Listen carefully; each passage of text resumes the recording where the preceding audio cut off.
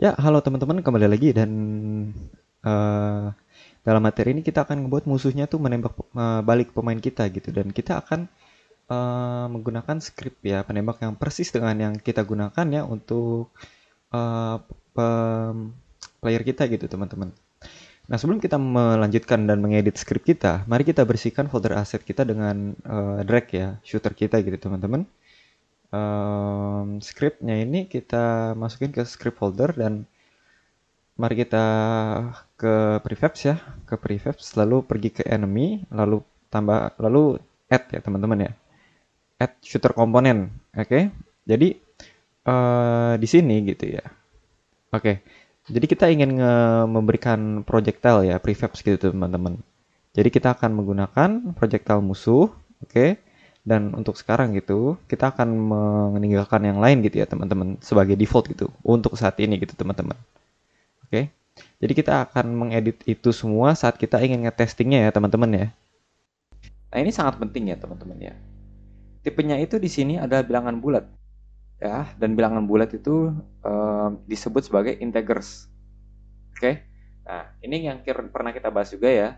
Jadi kita akan nulis ini dan atau kita akan deklarasikannya ya di script ya sebagai int.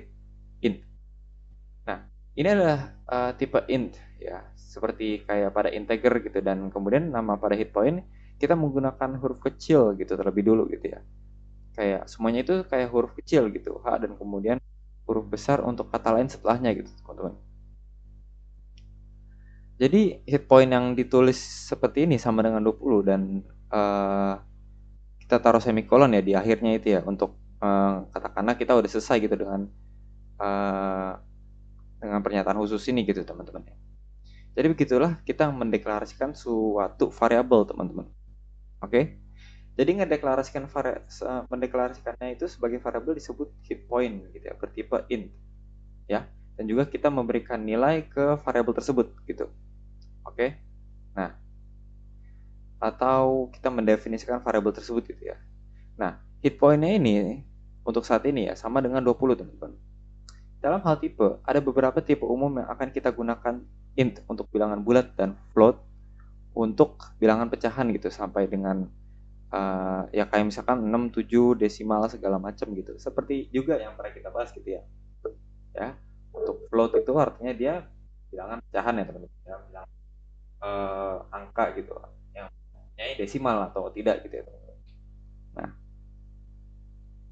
jadi sejujurnya kita nggak bisa menggunakan double ya karena bagi saya 6 tempat desimal itu biasanya cukup ya untuk mencapai precision ya yang saya butuhkan gitu teman-teman.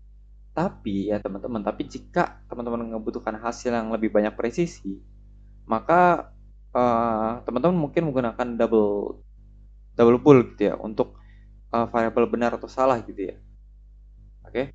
Jadi misalkan teman-teman bilang tulis ini true gitu ya. Lakukanlah gitu. Tapi kalau jika itu salah jangan lakukan apapun gitu ya. Nah, ini bisa disebut boolean ya teman-teman ya, yang pernah kita bahas juga gitu. Nah, bola ini sangat berguna dan string itu adalah saat kita ingin memiliki rangkaian karakter yang kita cetak dengan tepat gitu ya, teman-teman. Seperti yang telah kita ketikin ya di sini ya. Dan string itu memerlukan tanda kutip untuk mengatakan ini adalah yang perlu kita buat gitu, teman-teman. Jadi mari kita lihat contoh-contoh itu secara spesifik ya, teman-teman ya. Jika kita ingin ngebuat pelampung ya, ingin ngebuat float gitu ya, float speed ya bernama kecepatan. Jadi yang perlu kita ketikkan itu kecepatan float ya, sama dengan berapa lalu berapapun ya nilai yang kita inginkan gitu. Dalam hal ini 3,8. Oke. Dan kita telah ngebicarain sebelumnya teman-teman ya, jika teman-teman menggunakan float dan teman-teman mempunyai tempat desimal di sini ya, maka harus diberikan tanda F di akhir sebagian besarnya. Oke, agar kesatuan mengetahui oh itu float bukan double gitu teman-teman ya. Nah ini penting juga ya teman-teman ya untuk di remind ya, pin mind ya teman-teman ya. Nah kita letakkan huruf F ya di ujung sana ya teman-teman ya. Dan kemudian kita dengan bool ini kita boolean ini kita mempunyai nama yang hidup gitu ya, sama dengan benar gitu teman-teman. Jadi kita bisa mendefinisikannya sebagai benar atau salah gitu teman-teman. Dan kemudian misalnya ada sebuah string ya.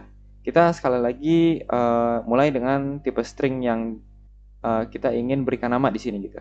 Nah, saya akan memberikan nama saya, misalkan saya contohnya Rick gitu teman-teman. Dan sekali lagi menggunakan analogi box kita ya, analogi kotak kita ini ya.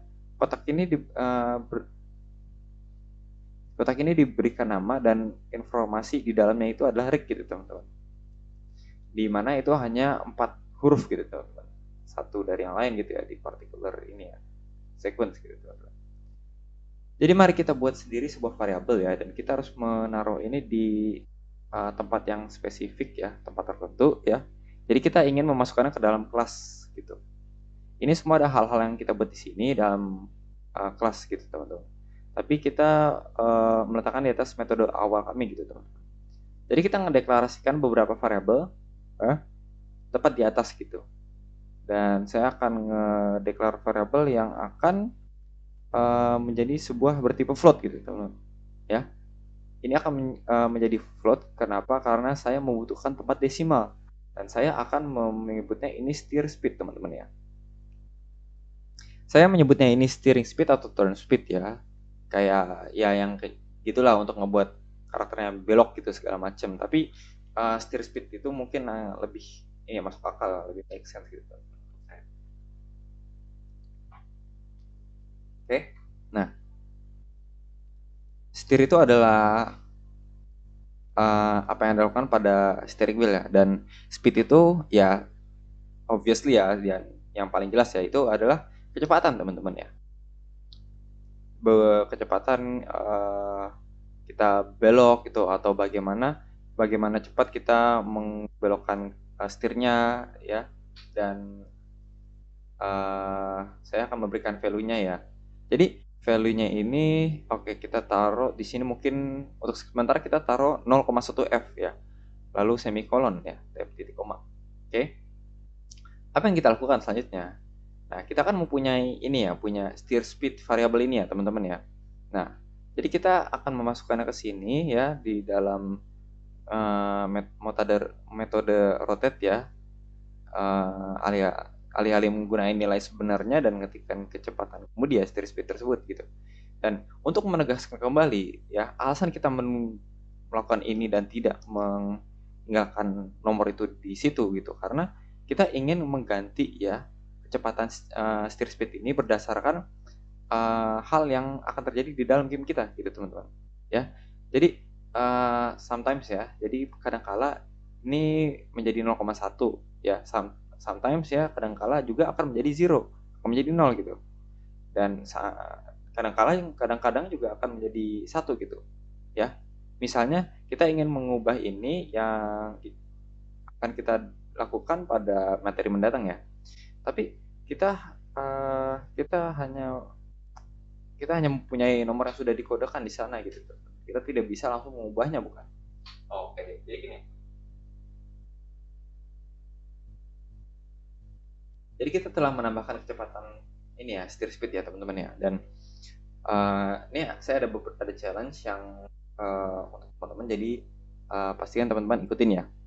Untuk ngebuat variabel bernama move ya, move speed, dan menaruhnya itu di variabel di transform ya, itu sama aja kayak metode yang kita gunakan pada rotate ya, rotate method gitu teman.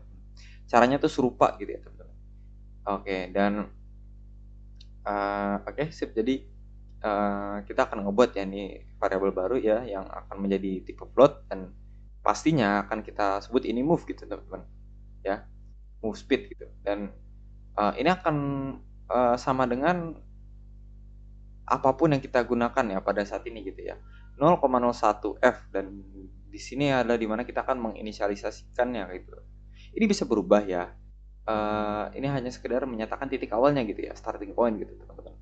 Dan daripada kita memasukkan angka-angka kita di sini teman-teman, kita akan nambahin kecepatan bergerak gitu sebagai variabel kita teman-teman ya, move speednya itu gitu. Jadi simpan itu, ya kita lompat kembali ke Unity ini sebentar, kita akan coba ya.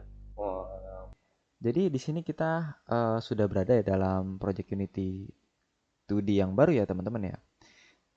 Jadi jika teman-teman belum nyiapinnya, boleh dilakukan sekarang gitu teman-teman ya. Oke, sekarang teman-teman dapat melihat di atas sini ya teman-teman. Kalau saya menggunakan, saya akan mencoba menggunakan Unity yang versi ini ya 2020 ya. Oke, 2021 gitu teman-teman maksudnya. Nah, lalu akan menamakan game saya Quizmaster teman-teman. Oke. Nah, jadi saya juga udah ngeganti nama adegan sampel saya ya menjadi game, dan saya telah ngimpor aset dan sprite gitu yang udah terlampir ya teman-teman ya. Nanti akan kita pakai ya sprite-sprite-nya gitu teman-teman. Oke. Jadi kita di sini memiliki gambar latar belakang untuk game tersebut teman-teman ya.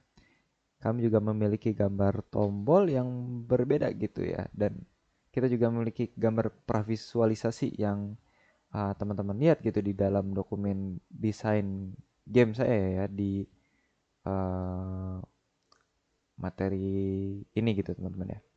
Oke, jadi teman-teman jangan ragu ya untuk ininya ya, untuk nyoba ya, yang ngegambar sendiri gitu. Teman-teman juga bisa dapat menggambar sendiri dan dapat menggunakan gambar yang lain gitu, bisa ya, terserah teman-teman bagaimana ya. Jadi teman-teman bisa ngikutinnya ini tanpa masalah gitu ya. Oke.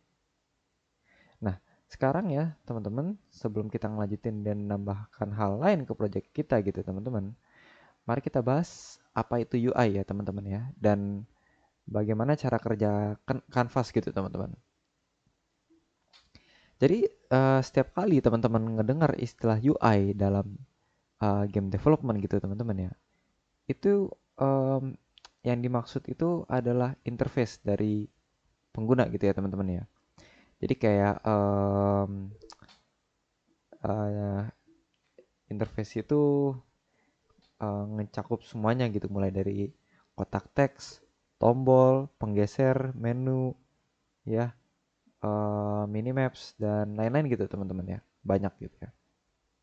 Jadi em, hampir semua hal yang dapat berinteraksi gitu dengan pengguna gitu ya teman-teman.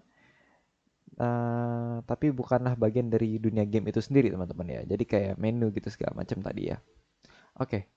Nah, di Unity teman-teman ya, elemen UI ya, sebagaimana mereka diketahui berada di sesuatu yang disebut kanvas gitu teman-teman ya.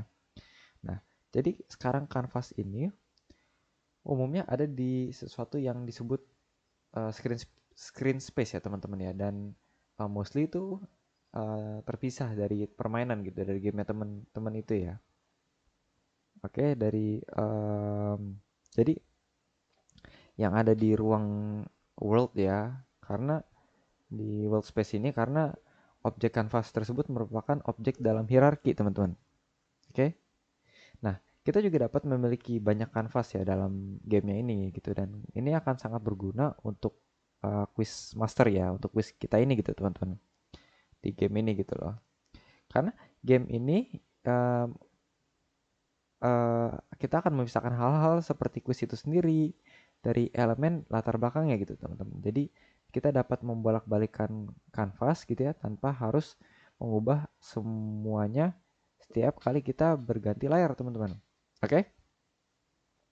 Jadi kita melompat kembali ya ke Unity ya teman-teman ya, dan mari kita lihat kanvasnya lebih detail gitu teman-teman. Jadi seperti yang saya sebutkan, ini adalah objek dalam hierarki teman-teman. Jadi untuk menambahkannya, kita bisa ke area hierarki gitu teman-teman. Klik kanan, lalu cari UI, lalu klik teman-teman ya. Oke. Nah, sekarang hal yang mungkin teman-teman perhatikan adalah kita memiliki kanvas yang ditambahin teman-teman. Tapi kita juga memiliki events ya teman-teman ya. Sistem events yang ditambahkan gitu teman-teman. Nah, sekarang ya ya kita nggak perlu terlalu khawatir ya tentang sistem events ya untuk sekarang gitu ya teman-teman ya. Event sistem ini gitu. Karena dengan hal yang perlu teman-teman ketahui ya di stage ini ya, di tahap ini yaitu untuk tidak nge-delete-nya karena kita akan menggunakan sis- event sistemnya itu nanti ya teman-teman ya ke depannya gitu. Nah,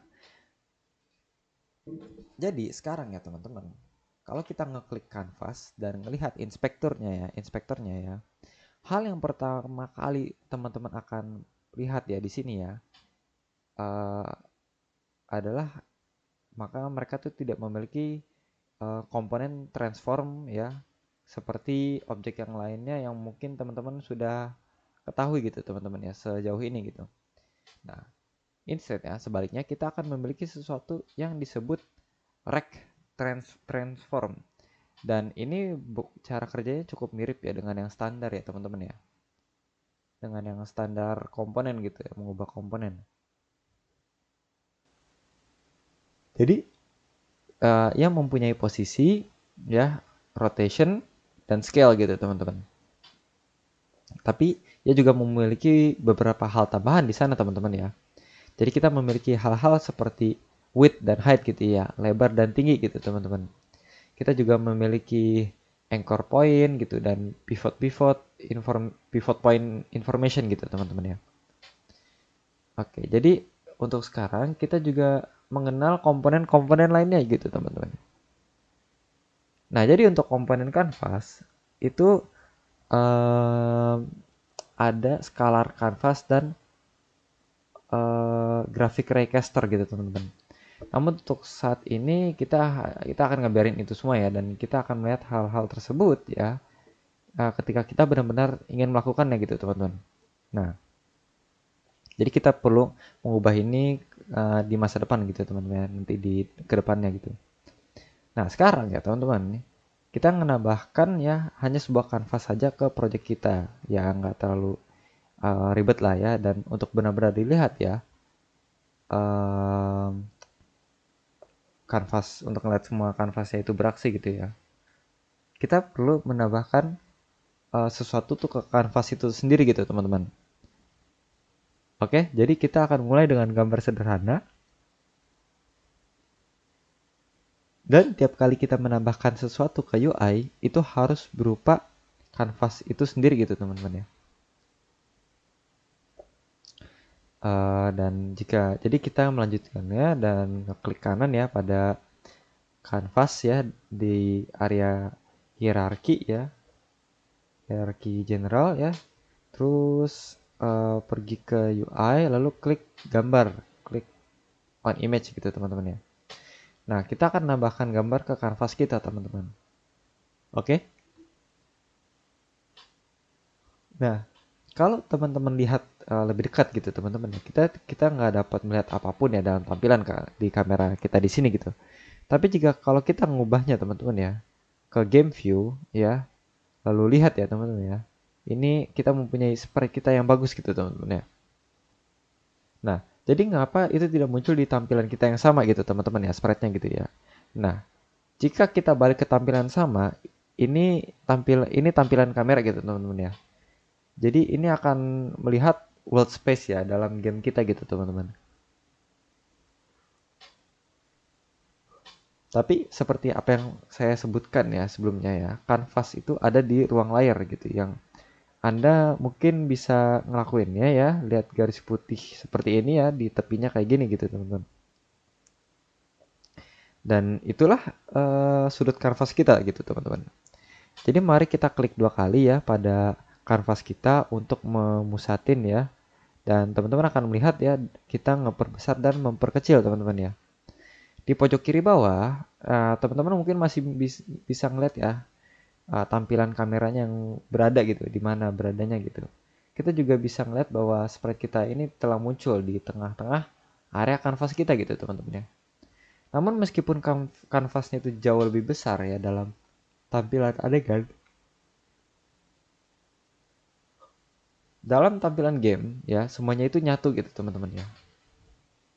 Oke, ya dengan world space ya di belakang kamera dan kemudian ruang layar ya di uh, taruh di atas gini teman-teman ya. Dan untuk mendemonstrasikannya lebih sedikit lebih baik ya teman-teman ya. Mari kita lanjutin dan nambahkan sprite dari objek 2D kita gitu teman-teman. Ya, jadi kita akan nambahin circle ya. Nah, kita udah nambahin circle agar kita dapat ngebedain ya teman-teman ya. Jadi kita akan ngatur posisi ya. Jadi let's say katakanlah 5 gitu pada sumbu X dan 0 pada sumbu Y gitu. Nah, kita dapat ngeliat lingkarannya di sini gitu teman-teman ya.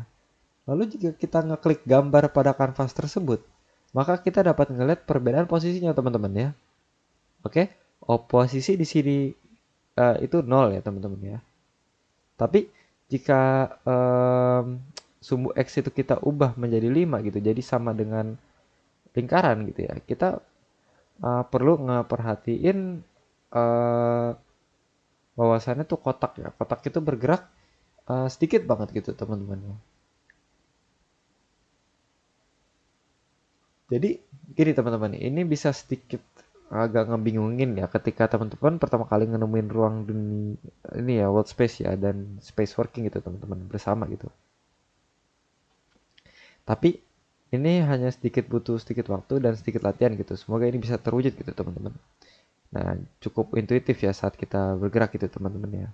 Jadi untuk saat ini kita langsung saja kita hapus circle start kita karena kita nggak perlu ngemerluin ya gitu teman-teman ya untuk game kita gitu teman-teman. Nah, karena kita juga bekerja murni dalam UI teman-teman ya. Ini terus berkembang gitu dan ningkatin gitu ya. Dan saat ini dalam versi Unity yang saya gunain ini sekarang teman-teman ya. Ya, ada sistem yang lama dan sistem yang baru. Oke. Nah, dan kita akan menggunakan dua sistem ini dalam kursus ini ya teman-teman ya. Dalam project ini maksudnya teman-teman ya. Oke. Nah, tapi dalam proyek kali ini saya akan gunain sistem yang lama karena menurut saya pribadi, jadi sistem yang lama ini jauh lebih mudah ya untuk dipahami ya teman-teman.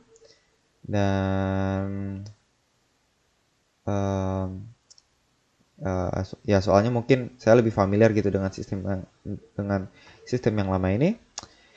Namun kita akan gunain sistem yang baru nanti di video kedepannya teman-teman ya. Jadi mari kita ngeliat prosesnya. Oke.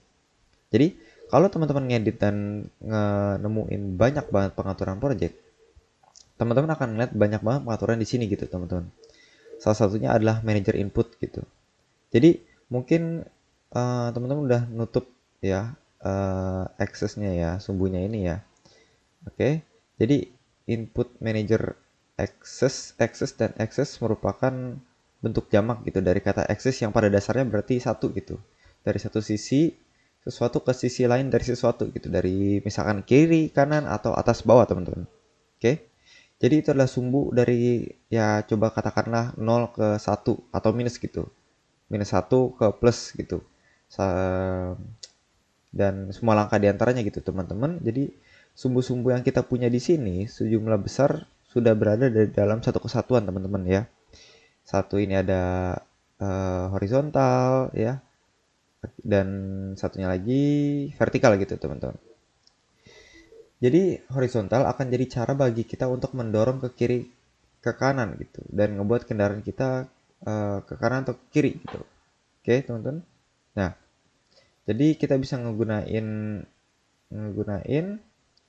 A ya, jika teman-teman lihat itu ke kiri dan kanan gitu. Tanda panah di keyboard ya juga bisa digunain gitu teman-teman. Juga sesuai dengan misalkan teman-teman pengen menggunakan kontrol WASD gitu teman-teman ya. Ya. Nah, A itu akan kalau teman-teman mencet A itu dia akan ke kiri gitu dan D itu akan ke kanan gitu teman-teman ya. Dan ada beberapa pengaturan lain ya yang nyertain gitu. Tapi sebagian besar saya akan ninggalinnya gitu. Saya nggak akan menggunakannya. Sebagai default teman-teman, saya hanya mengetahui bahwa kita perlu mengetahui nama horizontal ya. Dan itu akan berkorespondasi dengan kiri dan kanan gitu ya juga. Dan juga vertikal gitu teman-teman ya untuk yang horizontal ini gitu. Demikian pula teman-teman, kita perlu mengetahui nama vertikal dan itu akan berhubungan dengan atas dan bawah pada keyboard gitu teman-teman. Ya, menariknya S dan W gitu. Kalau teman-teman scroll ke bawah, teman-teman akan juga ngeliat ada horizontal dan vertikal gitu. Bundaran di sini horizontal. Dan ini sama dengan ngegunain joystick gitu atau gamepad di mana teman-teman dapat ngelakuin hal yang serupa gitu teman-teman ya.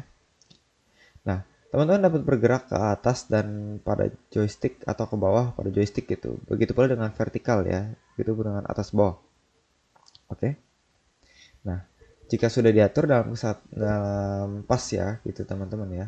Dalam Unity teman-teman, teman-teman dapat menggunakan keyboard ya sama mouse serta joystick atau joypad gitu teman-teman. Saya hanya akan ngekhawatirin, saya akan mencoba pakai keyboard ya teman-teman ya untuk saat ini gitu. Karena eh, ya karena saya tahu nggak semua orang memiliki joystick gitu teman-teman yang bisa mereka akses gitu. Nah, sekarang salah satu hal buruk dalam menggunakan sistem lama gitu adalah kita perlu ngepakein nama yang tepat teman-teman, karena kita memang akan menggunakan referensi string eh, yang saya akan tunjukkan gitu ya sebentar lagi nih. Namun perlu diingat jika teman-teman mengalami masalah itu mungkin karena namanya belum diketik gitu ya, belum diketik dengan pas. Oke. Dan hal terakhir yang saya akan sebutkan di sini adalah sumbu horizontal dan vertikal itu kita akan bergerak dari -1 ke +1 gitu teman-teman. Jadi -1 sampai 0 ke +1 gitu teman-teman. Jadi dalam putaran saat ini kita ngedapetin kecepatan yang ini ya, yang biasa ini ya, default ya. Tapi saya akan ngegantiinnya.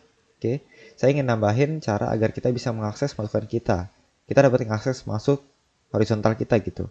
Jadi dalam metode pembaruan ini kita akan menjadi sedikit berantakan gitu untuk sesaat, tapi kita akan beresinnya gitu teman-teman ya, nggak apa-apa ya. Nah, saya akan nambahin sendiri variabel baru yang bertipe float gitu, dan saya akan nyebut jumlah setir ini sama dengan um, dan sama dengan gitu teman-teman. Dan teman-teman tahu kita akan nyelesain ini sebentar lagi karena pertama-tama um, saya ingin teman-teman tahu gitu kalau kita mempunyai variabel di bawah sini gitu di um, update gitu ya di sini ya di update bawah. Dimana sebelumnya kita harus menaruh variabel itu di luar dari update ya. Dan apa yang terjadi dengan itu? Ya ada beberapa alasan gitu teman-teman. Ya, salah satu alasan yang penting itu untuk sementara ini adalah saya memerlukannya itu untuk bisa ngekalkulasi ya berapa banyak setir gitu per frame gitu, karena pemain itu akan bergerak ke kiri dan ke kanan gitu dan um, akan dan tidak akan melakukan apapun kiri ke kanan. Jadi saya perlu memilikinya dalam update gitu yang akan kita kalkulasikan gitu ya. Oke, berapa jumlah ininya gitu. Jadi berapa banyak steering ya dalam setiap frame, dimana sebelumnya ya variabel yang lain gitu. Saya hanya perlu mengetahui bahwa di awal gitu, di saat saya ketik play gitu, dan saya nggak menggantikannya setiap frame gitu teman-teman ya. Karena ini update gitu teman-teman, bukan start. Oke. Nah, saya tidak perlu apa nih sebutannya? Saya tidak perlu menaruhnya ini di update gitu teman-teman ya.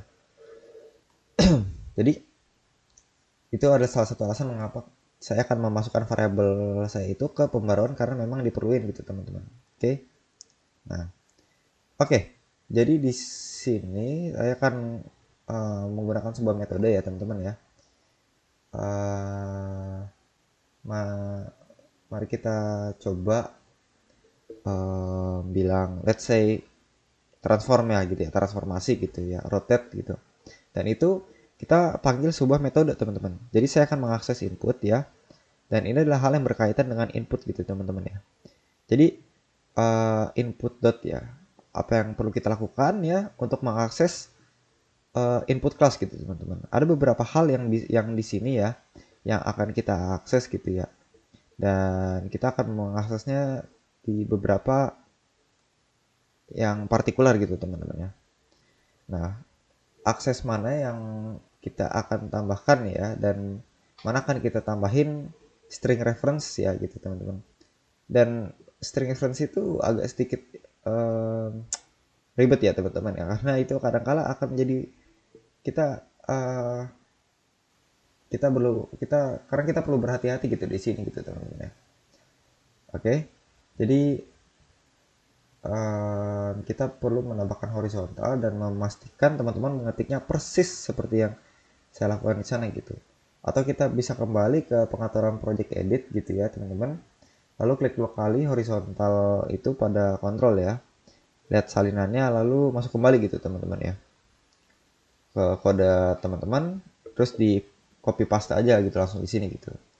Jadi begitulah cara teman-teman mastiin agar teman-teman tidak uh, nggak nggak ngacauinnya gitu. Dan kemudian titik koma ya titik koma akhir ya sebagai ininya ya sebagai um, akhirnya gitu teman-teman ya. Jadi kita akan nambahin ini sebentar lagi gitu. Jadi alih-alih kecepatannya saya akan nambahin jumlahnya di sini gitu dan lihat apa yang terjadi gitu. Jadi kita akan mengupdate ini sebentar lagi ya. Saya hanya ingin memulai um, apa yang kita punya jumlah setirnya gitu. Pada dasarnya um, kayak apa yang didorong sama pemainnya itu gitu tersebut ya. Dari -1 ke +1 pada panah kiri dan kanan ya. Dan kita akan nyimpan gitu ya lompatan itu ya ke unitnya itu gitu. Sekarang kita klik play ya teman-teman ya. Dan kita harus memiliki kontrol pertama pada game kita gitu teman-teman. Klik untuk kiri dan kanan gitu teman-teman. Hal yang saya perhatikan dari belakang dan ke depan itu memang mundur, tapi sebenarnya itu berhasil ya, berhasil nggak terlalu buruk gitu teman-teman. Jadi saya keluar dari play mode ya teman-teman ya. Terus kita pergi ke sini, kita coba cek. Saya ingin melihat sebaliknya. Jadi daripada kita menyebutkan jumlah setir, saya hanya mengatakan jumlah setir negatif teman-teman. Sebenarnya saya akan ngambil pen tool dan buru-buru gambar draw yang draw di layer ini ya. Jadi itu akan masuk akal gitu teman-teman. Jadi kita akan bicara tentang jumlah setir ya, setir amount ya teman-teman ya. Dan jika kita memiliki nilai minus gitu, satu yang berarti ke kiri dan ditambah satu berarti ke kanan, maka nol itu adalah nggak ngapa-ngapain gitu teman-teman. Nggak melakukan, jadi kiri ini dan panah kiri ini dan panah di kanan ini, jika kita menekan panah kiri ke bawah, kita akan mendapatkan nilai -1 gitu teman-teman ya. Namun saat ini hal itu membuat kami berputar ke arah yang salah. Oke teman-teman. Jadi ini kita basic math aja ya, basic math aja ya. Kita bilang -1, -1 itu sebenarnya sama dengan +1 gitu. Ya, minus 1 gitu. Dan sama dengannya kalau ditambah 1 gitu, teman-teman. Dan di sini kita kalau tambahin minusnya aja, maka -1 minus maka minus +1 gitu akan sama dengan -1 gitu, teman-teman. Jadi salah satu aturan yang saya pikir banyak dari kita tahu gitu ya. Jika Anda mencoba mengurangi yang negatif, yang akhirnya Anda lakukan adalah ngedit, nambahin ya teman-teman ya. Jadi jika saya coba, let's say misalnya 0 gitu, 0 ambil dikurangin 1 gitu. Pada akhirnya saya akan ngatain 0 itu tambah 1 gitu. Karena ketika Anda menghilangkan minus, Anda akhirnya menambahkan, dan jika itu kurang cocok untuk Anda, maka Anda bisa melihatnya dari sudut pandang nambahin minus gitu ya teman-teman ya, melakukan hal lain gitu. Oke, ya begitulah maksudnya ya teman-teman ya. Oke, jadi kita masukkan kecepatan kita masukin steer speed dari sini ya, yang kita punya gitu ya, tapi kita harus menggantinya gitu. Dan sekarang inspektor itu akan mengalihkan ya, akan dikalikan dengan jumlah horizontal, dan kita akan nambahin itu gitu teman-teman sebagai rotation value gitu ya di sini. Oke, sekarang kita kembali ke Unity dan mari kita cek ya teman-teman ya. Saya akan mencet ya play di sini gitu teman-teman. Dan kalau saya tulis di sini 0,5, kita klik ya simpan ya, klik mainkan gitu teman-teman. Sekarang kita lihat apa yang kita lakukan di sini, tapi bergerak berhenti ke kiri gitu teman-teman. Jadi kita berputar lebih lambat gitu teman-teman ya. Nah ini ya salah satu contoh dari ini ya teman-teman ya, menggunakan input get access ya teman-teman ya. Oke, sampai situ aja teman-teman ya. Sampai jumpa di materi selanjutnya. Bye bye teman-teman.